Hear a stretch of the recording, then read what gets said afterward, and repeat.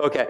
Yes, my name is Andrea Provaglio, and I'm an Agile organizational coach. We were having jokes last night with speakers that we could use hashtags here, like /Agile, /organizational, /coach. It's like buzzwords.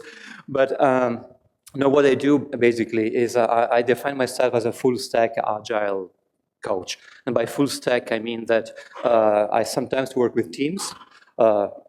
For what they do every day, but most of the time I work with managers and executives, because what I do these days, even though I have a background in software development, I've been coding for a long time, but what I do these days is I try to help organizations change their mindset, move into the 21st century. That's what I try to do these days. So this talk is about managers, even though there's a very thin line between management and leadership. The two can be confused sometimes, even though they are very different. For me, leadership is about trying to create a change towards something that you believe in. So that's what leaders do. And it's not necessarily a formal position, right? But the leader creates change. A manager is more about dealing with manipulating resources of some kind, which could be money, could be time, could be people, blah, blah, blah, blah, blah, blah. They're very different activities, but for this talk, I will not make much of a difference, okay? So I just wanted to say that. Okay, let me introduce this guy, Bob, okay? Please meet Bob. So Bob is let's say, hello, Bob. So Bob is a manager, let's say, and as you can see, Bob is not feeling very good. Okay, and the reason why Bob is so anxious probably is because it has to do with a number of things, like Bob needs to deal with priorities that change all the time. Anybody have this? Yeah, okay, you know what I'm talking about. Deliver quickly. Come on, work tomorrow, well, we need it yesterday, okay? Stay competitive, okay, innovate, or other things like quality, but at the same time, don't spend too much money, okay? And clearly, all these things together, they don't fit together. Now, you need to find trade-offs all the time. So you cannot go very fast, quick, and at the same time, invest in quality, for instance. Right? So there's a lot of contradictions, and which is one of the reasons why Bob is not feeling so good at the moment. Okay? Now, in this talk, I need to introduce a few concepts. One of the concepts I'd like to introduce is something that Angel, on this stage, mentioned briefly this morning, and basically what changed in the last couple of centuries. Okay, so a long time ago, in a land far, far away, no, I'm kidding. I'll go very, very quick about this. If you think about Minsk 400 years ago, there was a local economy, and most people were basically craftsmen, meaning that if you were making shoes, you were a craftsman making shoes. If you are baking bread, you were a craftsman baking bread, and your market was the local area, or maybe just the district in where you lived, in Minsk. Okay, very small markets, very specialized activities. And then we came up with the industrial economy. Industrial economy was all about mass production of goods, right? And then, these days, we have what we call the creative economy, meaning that we make money these days by generating good ideas, by creating good products, by innovating, and so on. You could call this a knowledge economy, or other names, like information economy sometimes, different names. So at the time of the craftsman economy, the person who was making shoes or baking bread had the knowledge to do that, so he was the thinker, okay? And at the same time, it was the person making the shoe. Okay? So the doer and the thinker were the same person. Okay? In the industrial economy, we needed to separate thinkers from doers. And the thinkers we called managers, and the doers we called the workforce. Right? So if you think at factories, for instance, in a factory you have a lot of people doing the actual work, and a few people that manage the work. Okay, we separated thinkers and doers. But in the creative economy, thinkers and doers got together again. If you look at this room, I think that every person in this room has at least 12, 15 years of education to be able to do what you do today in your work. So that's why we call you knowledge workers, right? So it came back again. And this curve that you can see here, some people call the Taylor's bathtub, which is why I took the liberty of placing Mr. Taylor, the inventor of scientific management, into a bathtub, okay? It's called Taylor's bathtub. In the meantime, the world has changed. So we had local markets here, micro markets, okay?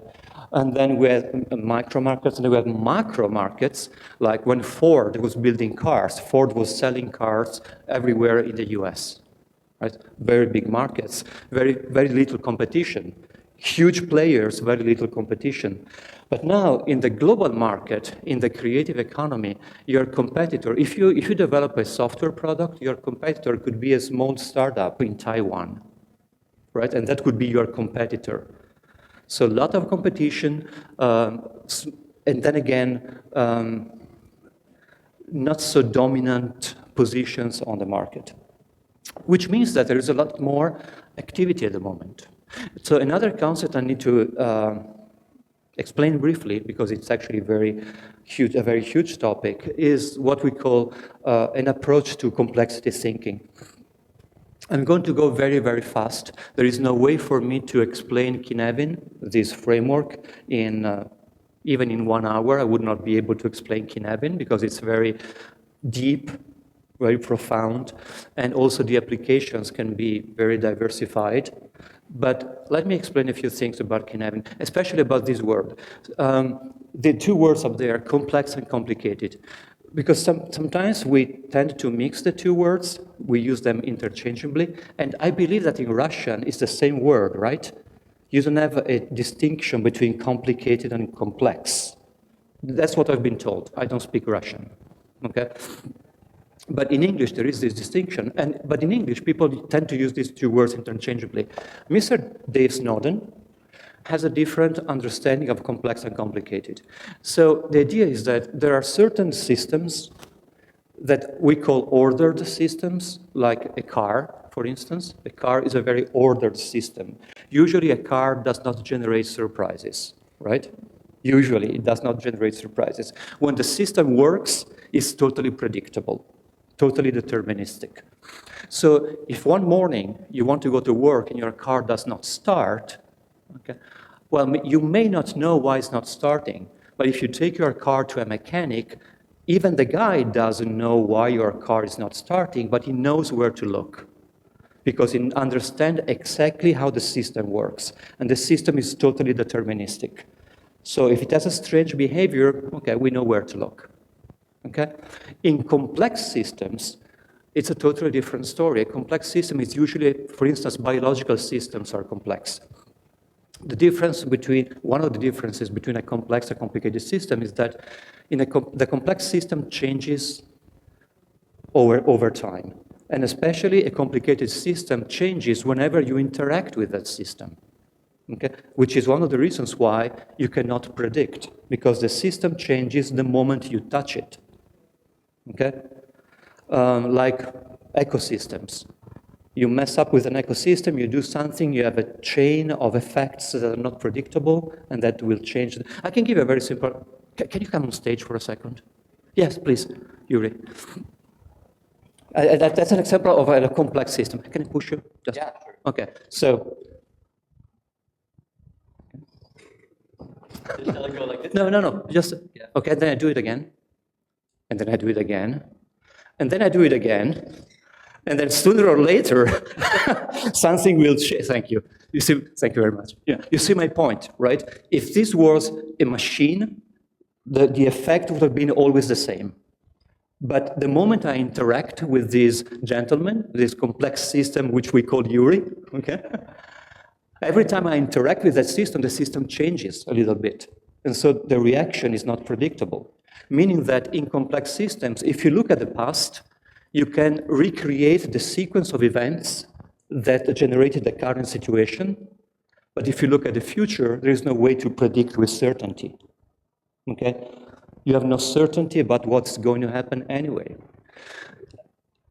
Look, let me give you a few examples of other complex systems, not Yuri in this case. Okay? Markets are complex. Every time you put a product on the market, you change the market. And so everything, all of your assumptions about how the market is going to respond will change because you change the system. Okay? Organizations are complex. Organizations are made of individuals, and individuals interact in non-predictable ways. Okay? People are complex. Teams are complex. You change one person in a team, and the alchemy of that team changes completely in a non-deterministic way. Okay? Needs are complex.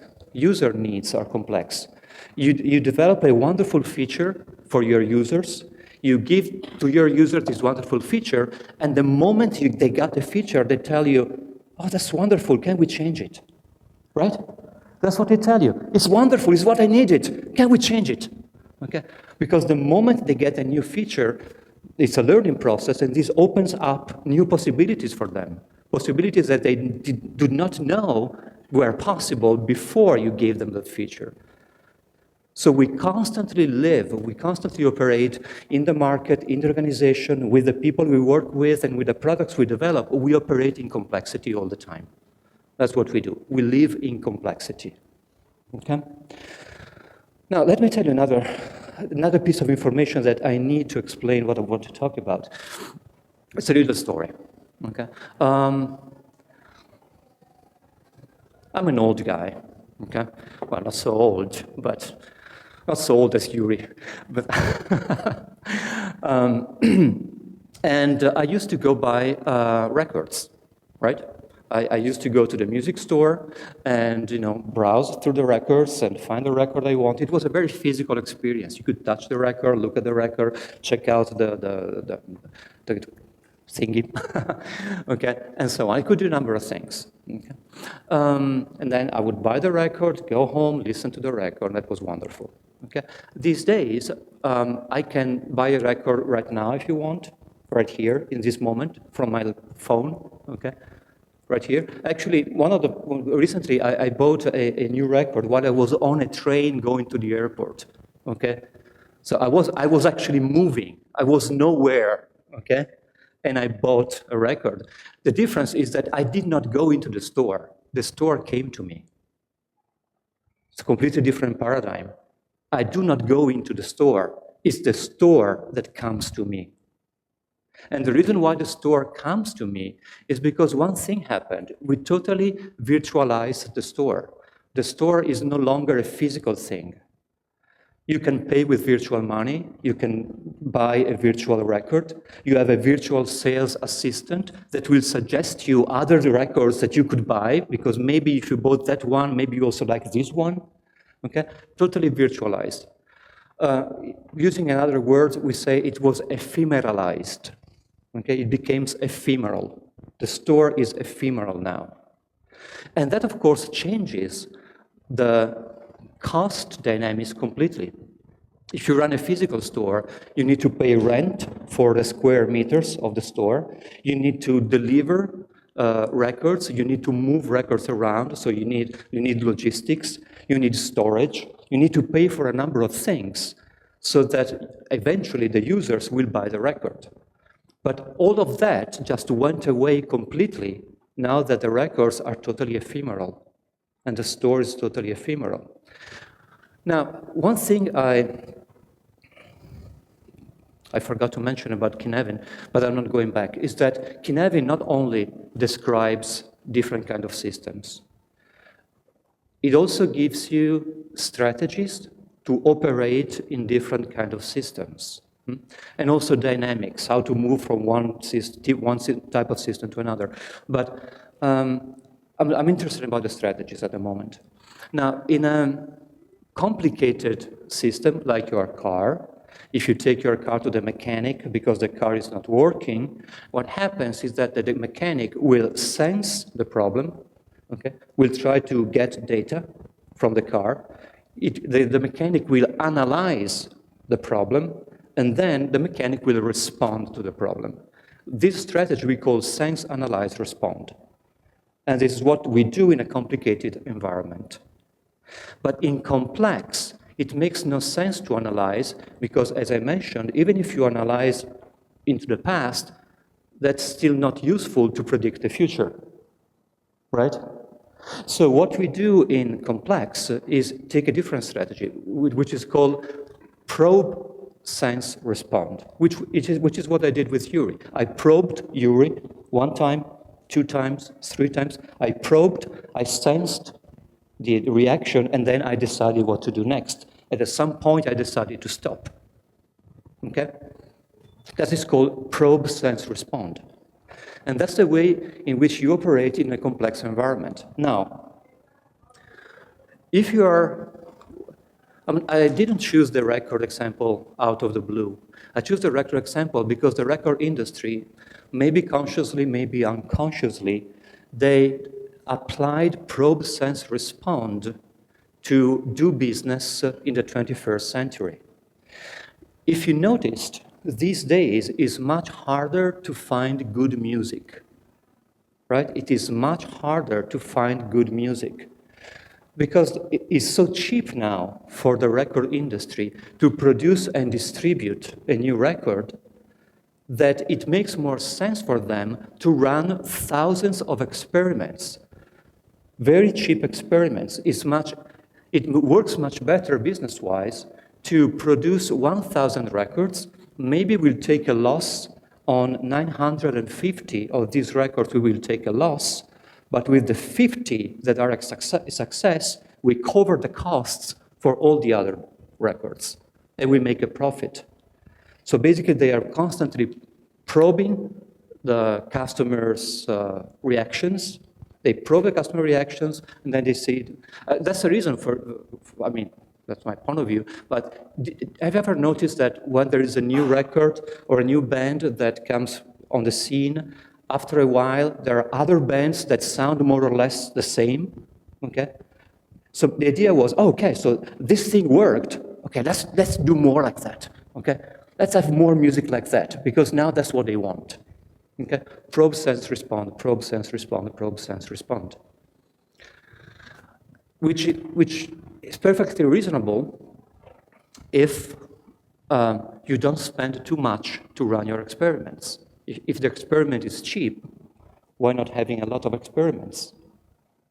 So that's one of the ways we move in complexity. And Agile, or even better, agility is a way to operate in complexity. Okay? Because agility is all about probing, sensing, responding, or inspect and adapt, if you want to use the Scrum terminology, or empirical approaches, stuff like that. And we are starting to see Agile being used in a way that was the way it was designed for. Like, this guy was the Microsoft Vice President of Developer Division. You guys are .NET developers here? Okay, so you know what I'm talking about, okay? So they decided to move from a release cycle of their development environment from 5 years to 4 to 2 and so on, and now it's constant deliver. Your development environment is constantly updated, right? Because that's a way to operate in complexity. The UK government decided to use an Agile approach for all government IT projects by mandate. That was by law, okay? Because they wanted a kind of transparency and response that Agile can give you because you're constantly probing, sensing, and responding. Basically, they grew tired of throwing billions of pounds out of the window with projects that would start, and then for 18 months, you knew nothing about what was going on, and then at the end, they told you, oh, sorry, we failed, okay, after 18 months and billion of pounds thrown out of the window. So you have an Agile approach so that you can constantly probe, sense, and respond in terms of delivering value to your customers. And also the Harvard Business Review last year, 1 year from now, they come up with an interesting article, and also they say that Agile is very important. New managers are starting to understand Agile, blah blah blah blah blah. And in fact, Agile is being used these days not only for IT, it's being used for create radio programming, okay, probe, sense, respond, okay, develop new machines, fighter jets, do marketing, or for HR. At the moment, I'm working with 2 clients. Actually working with the HR department of 2 different companies to bring agility into HR, for instance. And I worked with another client, and I worked with the sales team of this client because they wanted to be more agile in the way they sell their products. So agility is not agile the way we know it, because it started in IT, usually we associate it with information technology, but agility is the way to operate in complexity. So when we talk about Agile these days, and again, we tend to think that it's about ICT, blah, blah, blah, blah, blah, blah. But there's a lot of misconceptions about Agile. Okay. These days, to me, Agile is more about 3 things. Understanding flow, understanding complexity, understanding people. Flow, well, I will explain in a second. Flow is understanding how you can constantly, smoothly deliver value of whatever kind you want to deliver. Could be value to the market, could be value to your internal clients. If you are an HR department, you need to provide value to your people. Okay, so understanding flow, understanding how you can constantly, smoothly deliver value to your users or client. So understand value and deliver value constantly. Visualizing value. One of the problems that we have is that since we don't make cars, but we work with ideas, we work with concepts, and these usually are in our heads, we have a communication problem because I think one thing, you think a different thing, okay? And then we think together that we are doing the same thing, and then we are not. Hopefully we think that we are doing the same thing, but then we are not because we are not able to visualize our thoughts. So the reason why in Agile we like sticky notes is because that's one way of externalizing what is happening in our head and make it visible, okay? If you make it visible, you can manage it. If it is not visible, it's much harder. And then optimize the value stream. So that's flow. The other thing about complexity, as I mentioned, is this idea that you are constantly doing probe, sense, and respond, meaning that you constantly run experiments, you learn constantly. One of the things that people miss about Agile is that Agile is a way to deliver value. That's true. But another form of value is what you learn. Okay, learning in what we do is as fundamental as delivering the product because we are not doing the same thing over and over again. Okay? If I were making those chairs, I could make 2 million of those chairs. Once I've learned to make one, I can make 2 million and sell 2 million. But in software, I cannot sell the same idea over and over again. I need to learn constantly. I need to improve. I need to innovate. So the learning process is as important as the product perspective. And we tend to forget that. That's why we need to explore options. And then, of course, learning to deal with people. Because people are,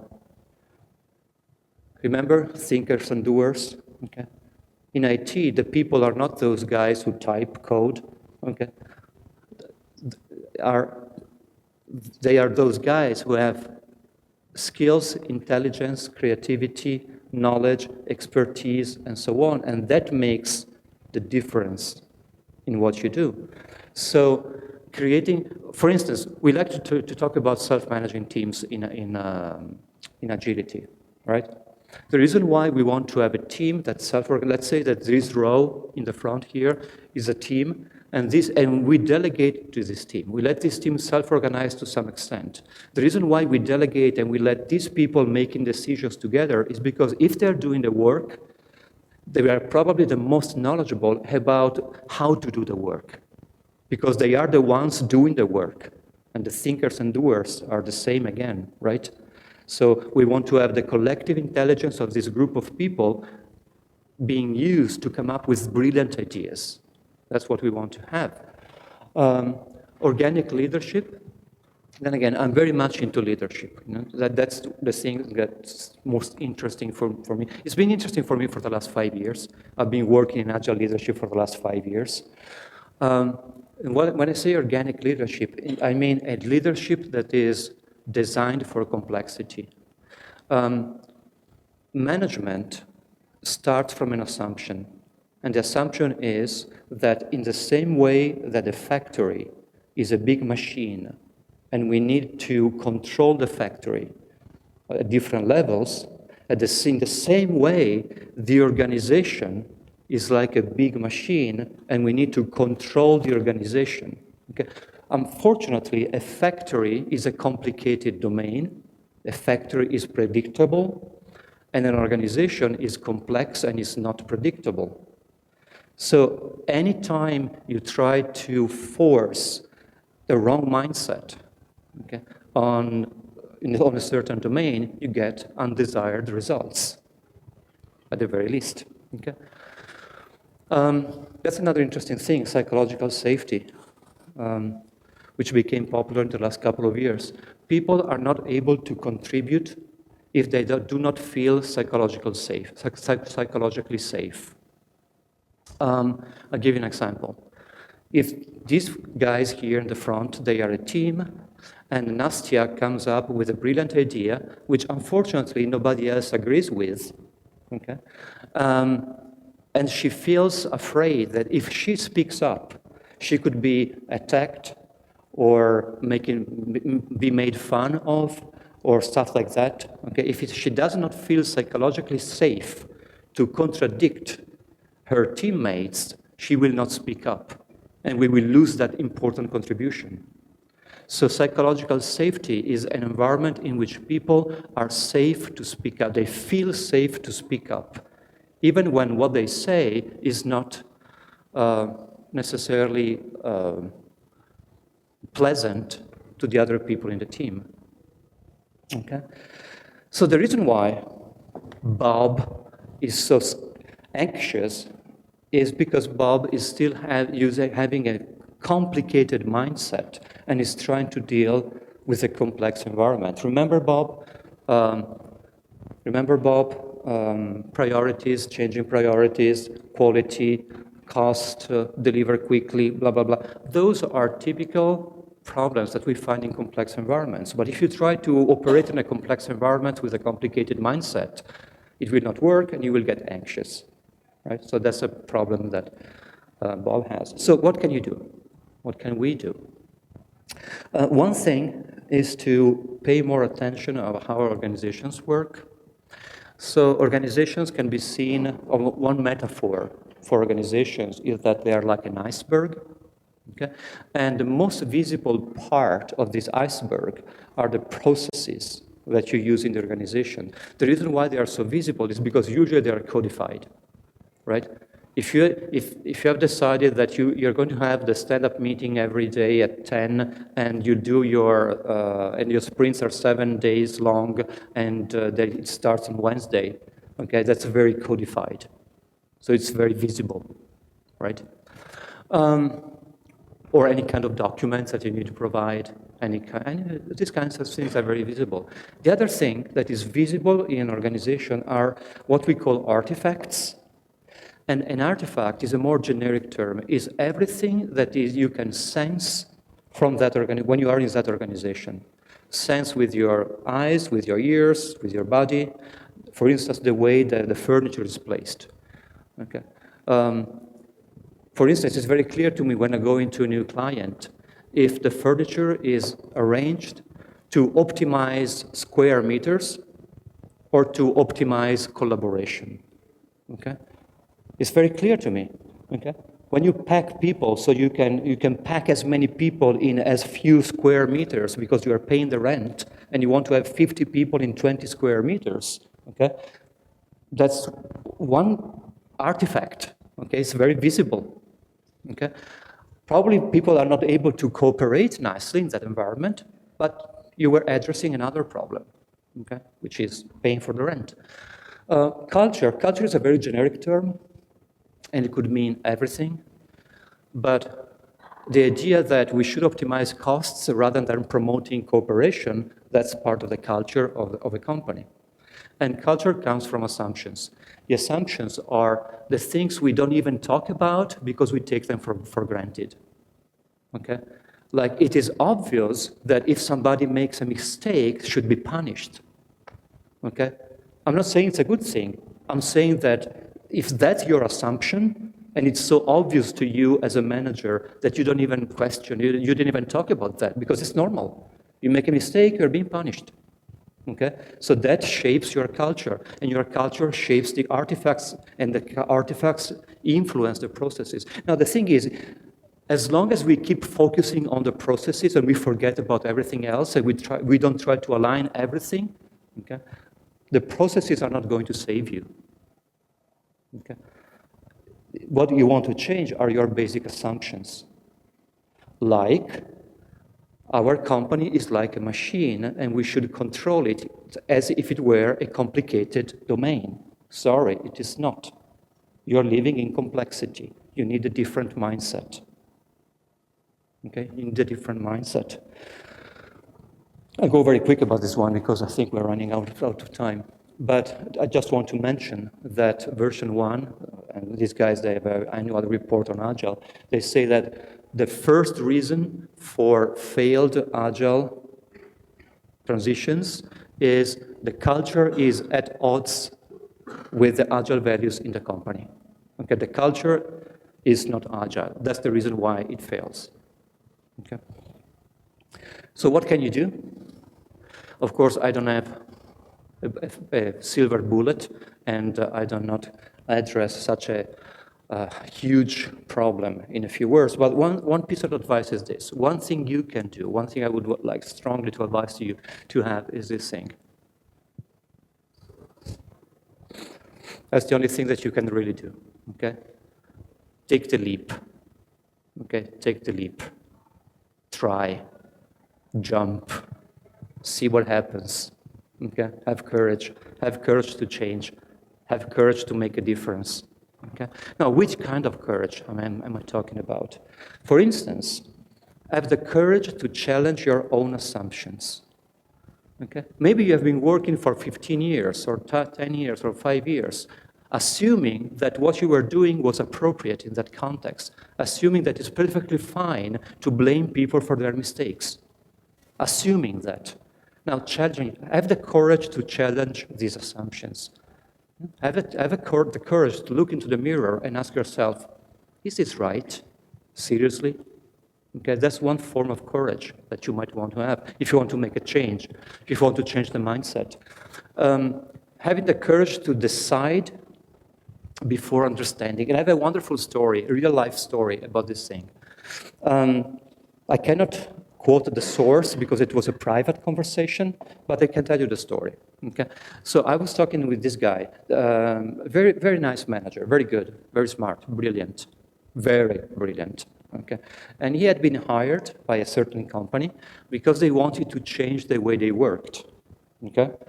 And when this guy was hired, he told the general manager, okay, listen, I will work with you, I will work for you, only if you give me total freedom with my team. Only if I can do whatever I want. Okay? And say, okay, you can do whatever you want, okay, for 1 year, and then we'll decide what to do. Okay? And so from time to time, and this guy was doing, the manager who was hired, he was doing very crazy things with his team in the way they worked. Okay? And from time to time, he was having, conversations with the general manager. And one day, the general manager told this guy, let's say it's called Jake. Okay, the general manager told Jake, Jake, when I talk to you and you tell me what you're doing, I don't understand it. I don't understand what you're saying. Okay. On the other hand, okay, you are changing something, and you are generating results.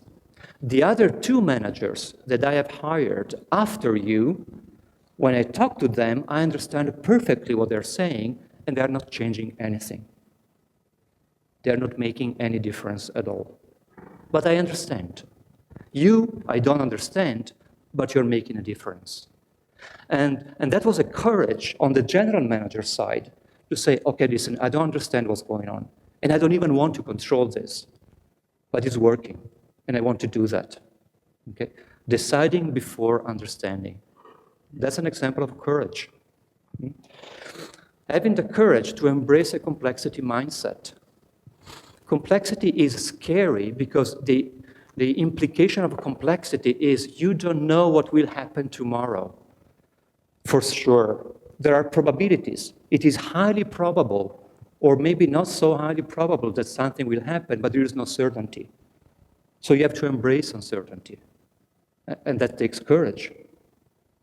That takes courage. Or in general, having the courage to practice what I call modern leadership. And then again, we could talk for 2 days about agile leadership. But one thing about modern leadership is that I'll give you just two pieces of food for thought. Number one, in agile leadership, learning when to follow is as important as learning when to lead. Learning when to follow, learning when you step out of your leadership position and let someone else lead, because that's the right thing to do. This skill is as important as being able to lead.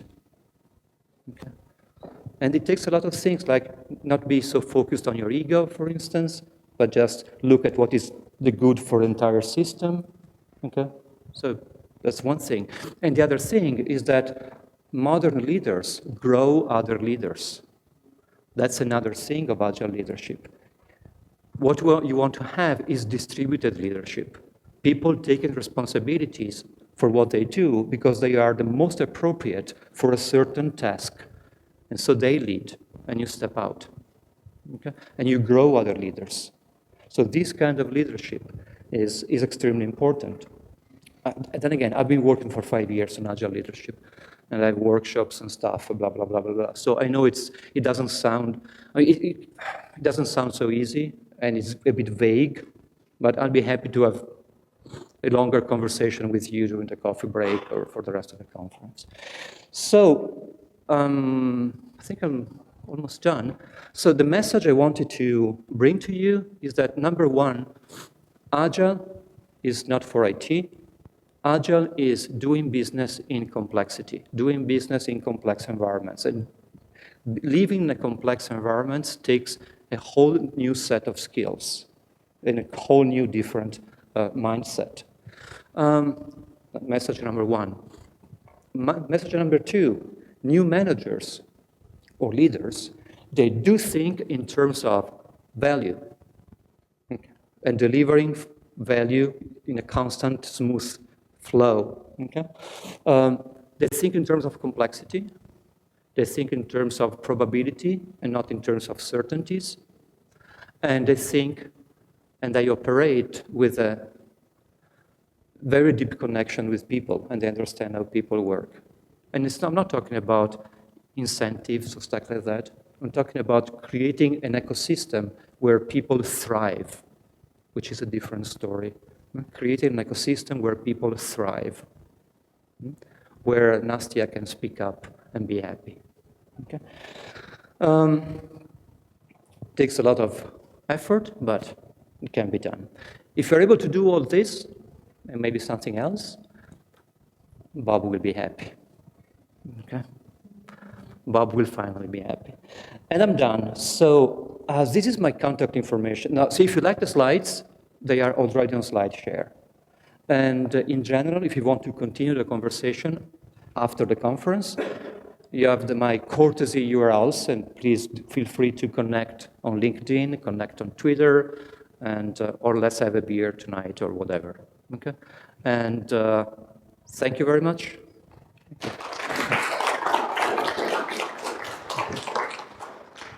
And we have time for questions. Есть у кого-нибудь?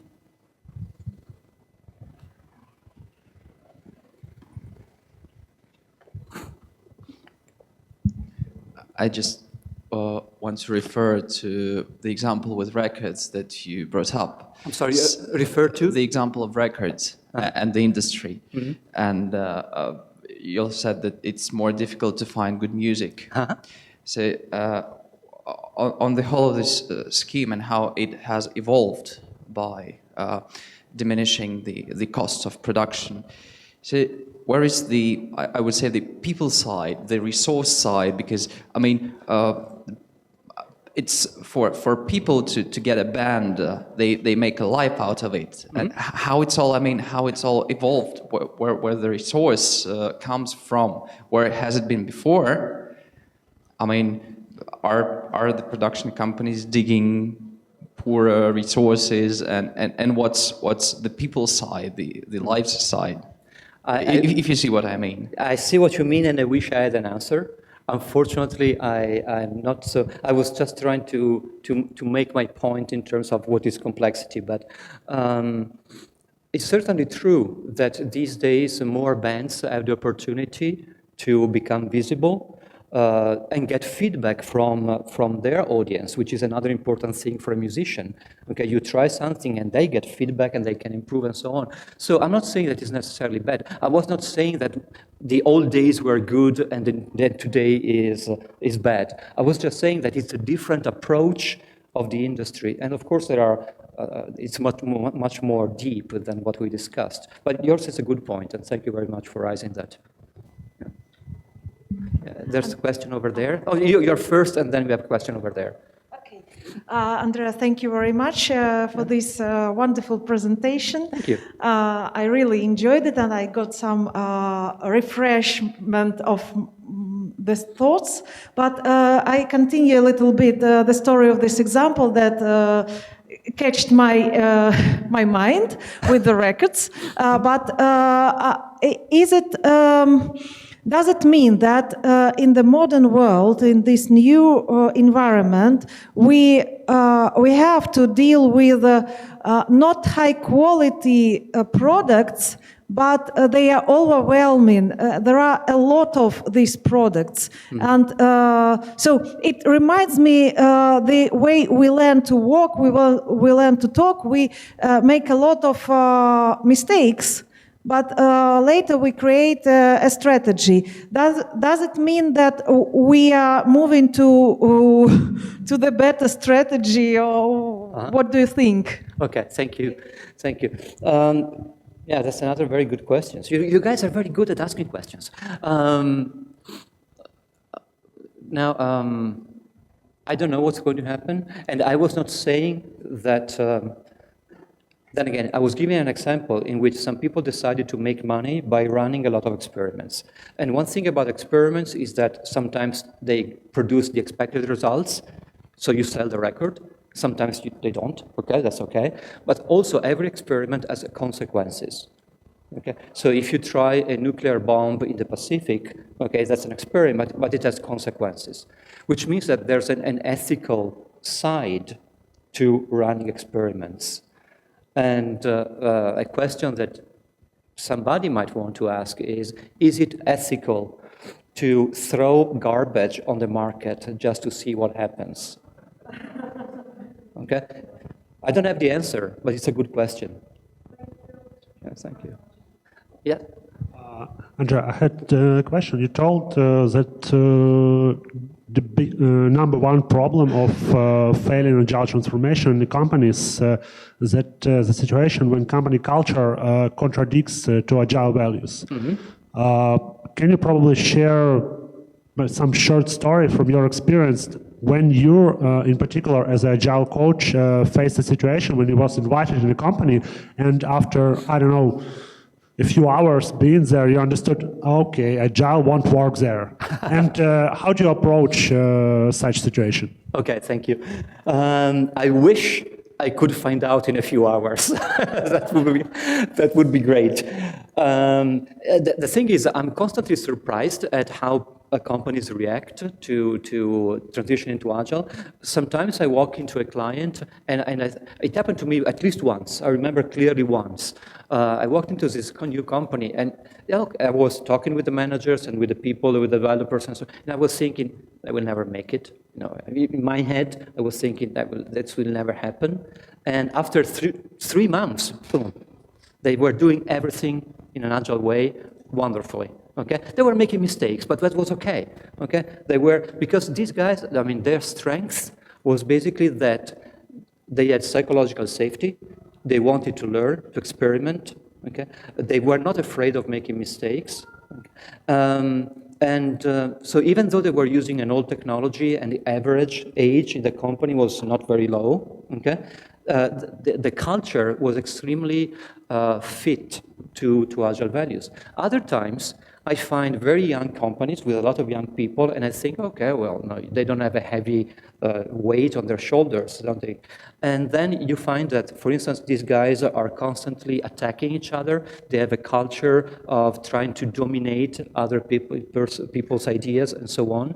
And in that case, it just takes longer. Okay, so I never walked out of a company saying, it's impossible, I'm sorry, you are on your own. Okay, it never happened. Okay, what happened is that sometimes it takes much longer and you get not as good results as you wanted to. But the thing is, every company does the best they can do in their current situation. As a coach, that's my point of view. Every company is doing their best, and sometimes their best is this little, and for another company, their best is that much. Okay, but they're always doing their best. And that's what you do as a coach. I try to bring out the best. Yeah, thank you. Okay, I think we're running. Oh, there's a coffee break. Coffee! Okay, and we can continue over the break. Okay, thank you very much again.